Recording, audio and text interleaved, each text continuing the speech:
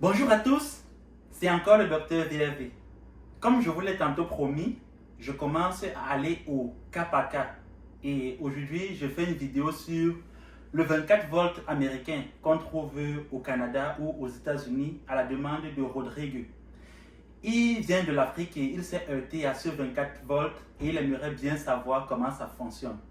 Mais avant de commencer et d'entrer dans le vif du sujet, je t'invite à t'abonner, à liker et surtout à partager. Vous savez, le travail gratuit qu'on le fait, notre seule récompense, c'est ton pouce que tu mets sur l'écran. Et ce pouce, il ne t'écoute rien. Donc, je compte sur toi. En revenant donc au vif du sujet, vous voyez, vous qui êtes habitué au système américain, vous ne comprenez pas ce que eux en Afrique, ils en jouent également, parce que c'est deux systèmes différents. Toi, Rodrigue, tu viens de l'Afrique, je sais, du Cameroun, et tu te heurtes au système du 24 volts. Ce que tu dois d'abord comprendre, c'est chez toi au Cameroun, pour mettre un climatiseur à marche, le plus souvent, tu utilises une manette de ce type. Tu vois là, tu as une manette comme ça. Avec cette manette, tu peux modifier, tu peux donner un mode de ventilation, un mode de chauffage, un mode de climatisation normalement. Et tu n'as aucune réponse, tu n'as aucun moyen de le mesurer, de savoir si ta commande est vraiment passée. Chez les Américains, ce n'est pas la même chose. Eux, ils utilisent un thermostat comme celui-ci. Avec lui, le derrière de ce thermostat-ci est différent de ta manette. Lui, il te permet de donner des commandes et de vérifier ces commandes en fait, de manière filaire. Tu peux mesurer le voltage, c'est pour ça qu'on dit le 24 volts. Parce que dans ce système, on utilise un thermostat alimenté en 24 volts qui donne des commandes de 24 volts. Maintenant, pour que tu puisses encore mieux comprendre, je vais te revenir d'un cas. Voici la configuration d'un climatiseur normal. Même au Canada, on l'a. J'ai juste pris l'exemple du Canada, Afrique pour que tu comprennes un peu mieux et pour qu'on essaie d'avoir un point de départ et une base. Regarde un peu ici le câblage d'un stick commandé par une manette. Tu vois, là tu as ton unité extérieure et dans ce cas, l'alimentation arrive à l'unité extérieure. La communication entre l'unité extérieure et l'unité intérieure, ça se fait par ces trois fils. On a bien sûr une alimentation électrique et une impulsion ou un signal.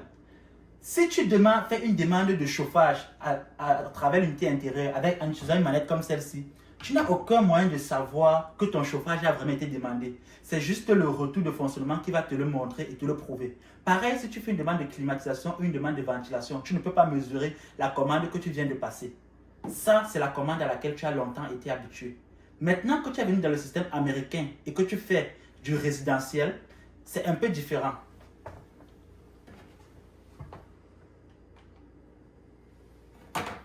Ici, tu as ton thermostat 24 volts. Lorsque tu arrives dans une résidence, tu vas trouver un thermostat comme ça. Ici, on a pris un seul exemple.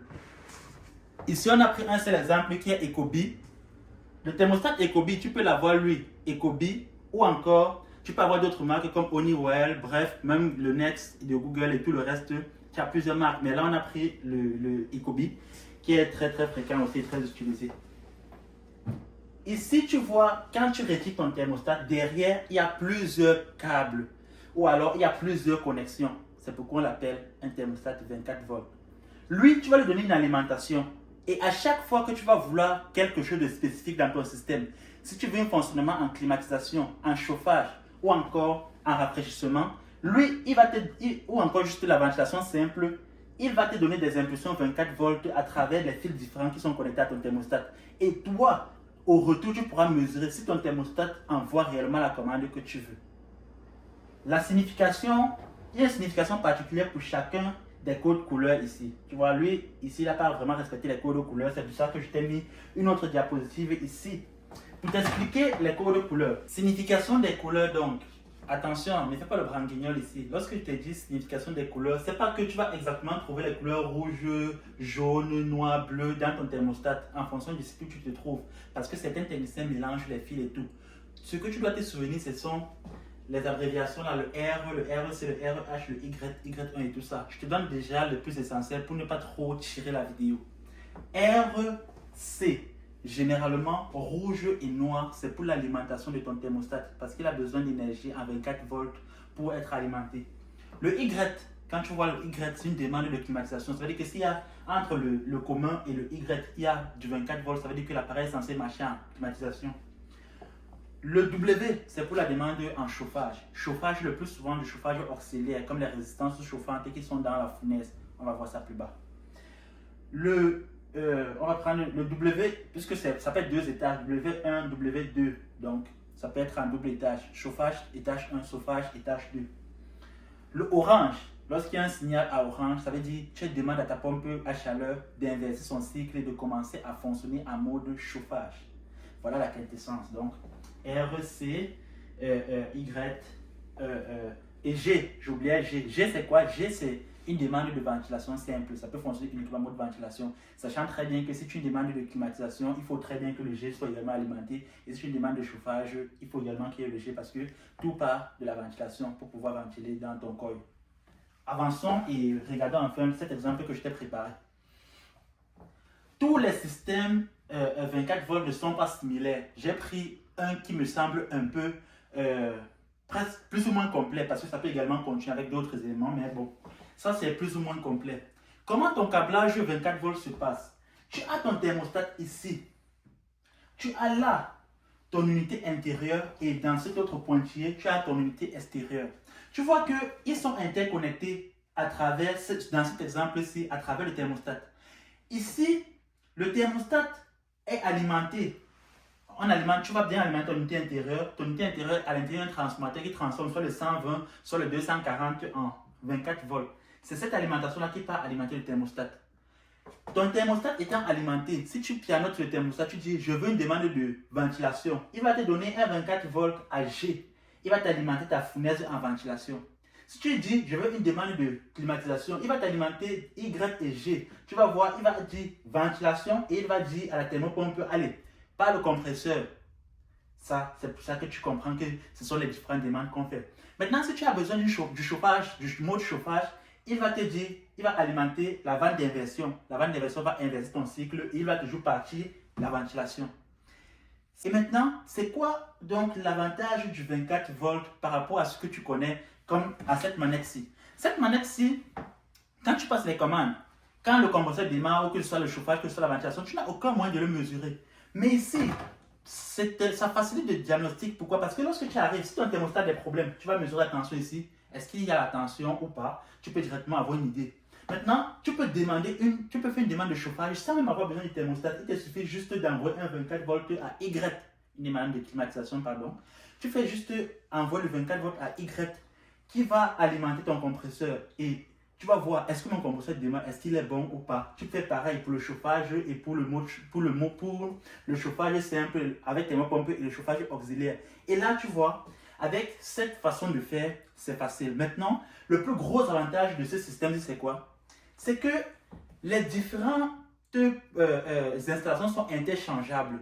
Avec ta configuration-ci, regarde bien. Quand tu avais cette configuration que tu étais habitué avec, tu ne pouvais pas prendre une unité intérieure Daikin et une unité extérieure Mitsubishi par exemple.